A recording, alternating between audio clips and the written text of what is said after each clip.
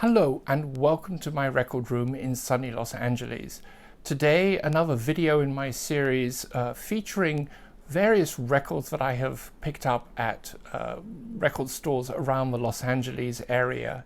And this has given me a wonderful opportunity to feature a very eclectic range of records. Now today is from a smaller record store, but I found some really amazing stuff there, and it was a store it was up to that point completely unknown to me. I was up in Pasadena, which is east of Los Angeles. It's up towards the desert, near the mountains. It's a beautiful old part of LA, full of gorgeous, very expensive mansions dating back to the turn of the century. And it also has the wonderful Huntington Library and Gardens, which if you're ever here, you should visit. Likewise, the Norton Simon Museum, a fantastic small museum of Impressionist and Post-Impressionist and early 20th century art, and the garden full of Rodin statues. It's a wonderful museum. Anyway, I was up there and just driving home actually, and I just took a quick break, and across the street there was this little record shop called Poo Bah Records. And I thought, okay, I'll go and check that out. It's a wonderful little shop. One of the things that's great about Pasadena is a lot of it is very much like the old LA. And you find all these old mom and pop shops, wonderful used bookshops, not as many as there used to be, and a shop like this. And he had a lovely window display of various, gramophone and record ephemera and stuff. Really fun. The place just had a great vibe. And I walked in, and it was very typical of a certain kind of smaller record store, much smaller than somewhere like Amoeba or Record Surplus, in that they often specialize in selling new records of a certain genre, and then they use sections are much smaller and very eclectic. And to be honest, often in these kinds of places, the used records are not always in the best condition. Now, this place clearly specialized in new, what I would say, electronica music. He was playing a record of some contemporary artist, I think an LA artist. It was really interesting stuff. I mean, what we've seen with the resurgence of vinyl is a lot of artists are putting out their stuff in these very small limited runs on vinyl, and it's just so great that people are doing this and that they can do this. Anyway, I was really enjoying this very eclectic stuff he was playing, and I thought, okay, let me go and check out the used sections. Well, not surprisingly, the rock and pop stuff was pretty standard, not in the best condition. Likewise, soundtracks, another area I always zero in on because I'm just such a fan of film music. And the jazz section had some pretty interesting stuff, but nothing that I was crazy about. However, as often happens in these places, they'll have a classical music section, and you can find really unusual stuff there, stuff you would never expect to find, and often in very good condition. I have to say, sometimes I think in these stores, even in the big ones, they don't necessarily know what they've got, but they also know who their regular customers are, and they're not going to overprice stuff. So it always pays to go into any record store. You never know what you're going to find, and that was definitely the case here. So fewer number of records, but really interesting stuff. Okay, we'll start off with the first one. Now, this was not a record that was unknown to me. This is a famous recording of Vivaldi's Gloria, and it's also coupled with Pergolesi's Magnificat, a less well-known piece. Now, this is an early recording by the choir of King's College, Cambridge, which is one of the most famous choirs in the world. It's modeled on the traditional choir school model, which is you have boy trebles on the top line, and then the altos, tenors, and basses are drawn from the university, and it's a very particular English kind of sound. And the choir of King's College, here directed by its most famous music director, David Wilcox, I mean, they're the most famous. I mean, most of you probably are familiar with their Christmas Eve broadcast, and I also featured it in my video about Christmas carol music. Anyway, they started out their career recording for Argo. Now, Argo was the separate imprint on Decca, specializing in less centralized repertoire. You have to remember that records like this was coming out in the 60s, I believe.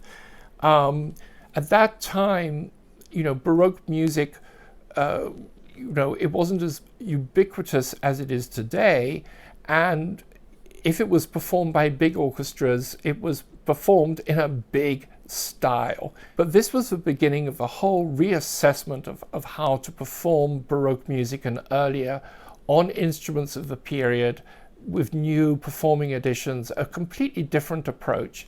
And even before we get period instrument performances, we get performances like this one with a smaller orchestra, which has an awareness of the latest scholarship in the performance of Baroque music.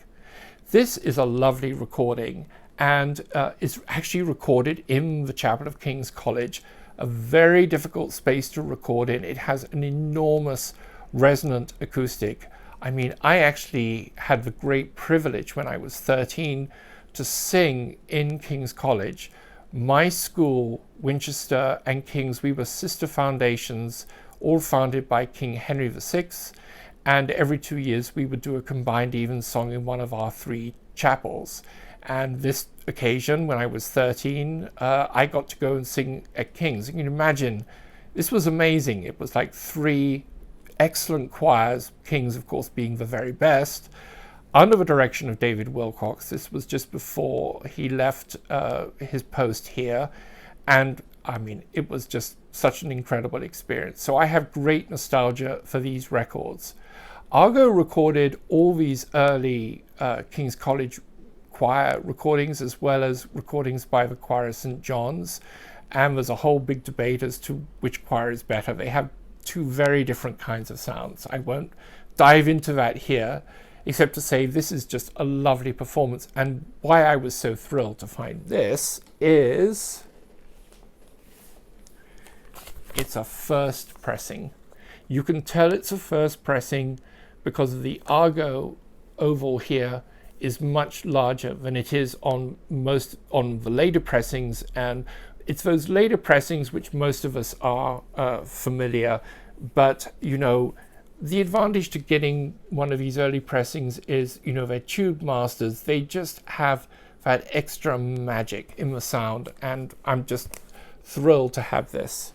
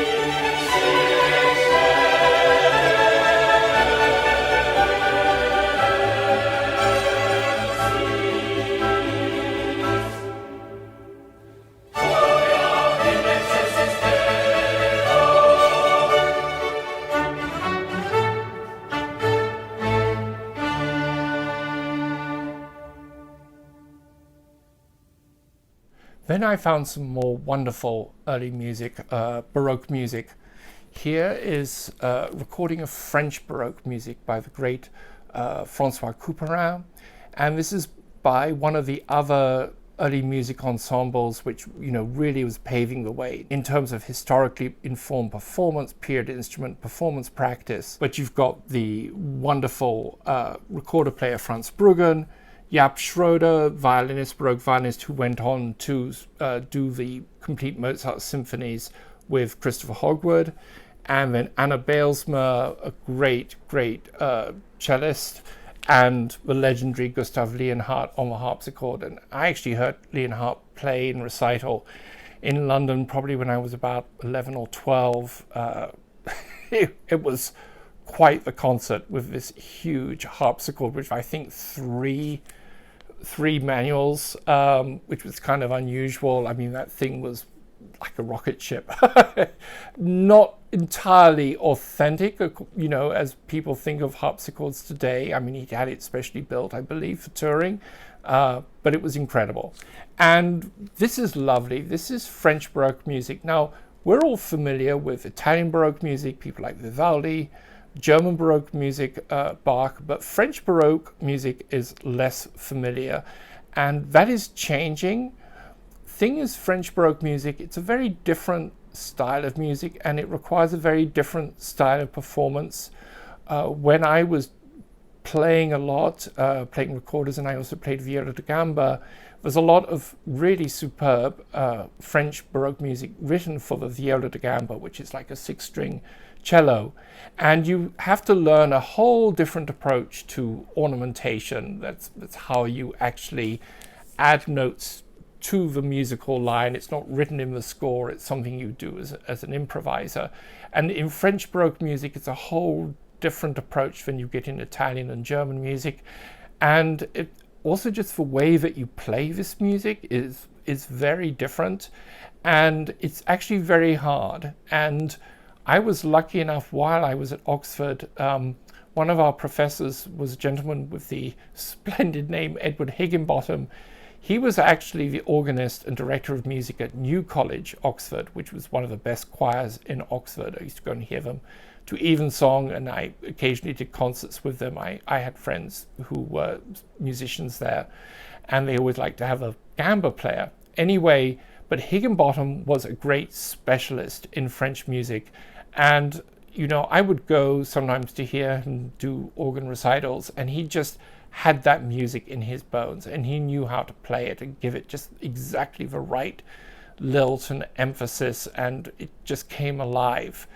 Increasingly, we're getting performances of Baroque music. I see that Mark Minkowski has just come up with a second album of his Rameau Imaginary Symphony. I can't wait to get that. His first record is just splendid, where he's taken different movements from all different areas of Rameau's output and put it together as an hour-length work. Just too much fun. Anyway, French Baroque music is a really great place to discover something very different from what we're mostly familiar from Bach and Vivaldi, and this is special.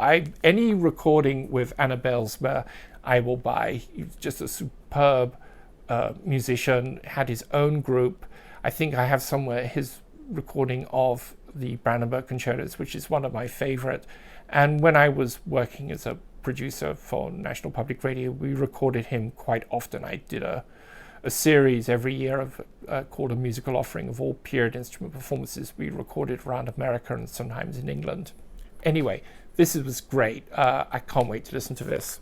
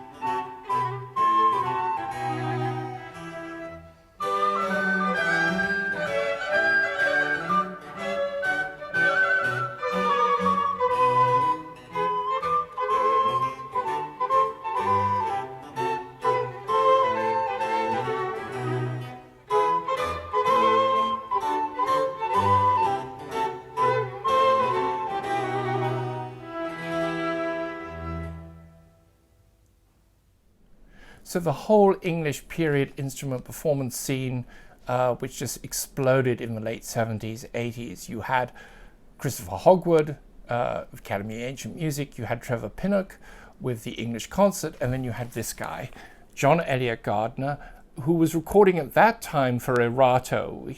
Later in his career, he became synonymous with the Deutsche Grammophon label, and he still now has his own label, but he puts out his own recordings. But back then, he was just doing a whole series of fascinating records for Erato, and you can find these all over the place in really good condition. And this is wonderful stuff. It's really a lot of it off the beaten path. And this is no exception. This is ballet music by the German composer Gluck.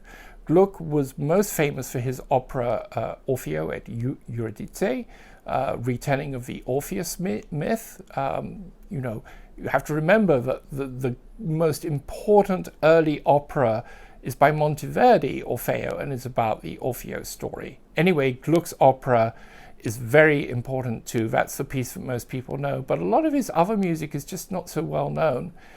Here you've got the English Baroque soloists, but basically the musicians in the English Baroque soloists, in the English Concert, in the Academy of Ancient Music, they're all basically the same guys. They're like modern session musicians.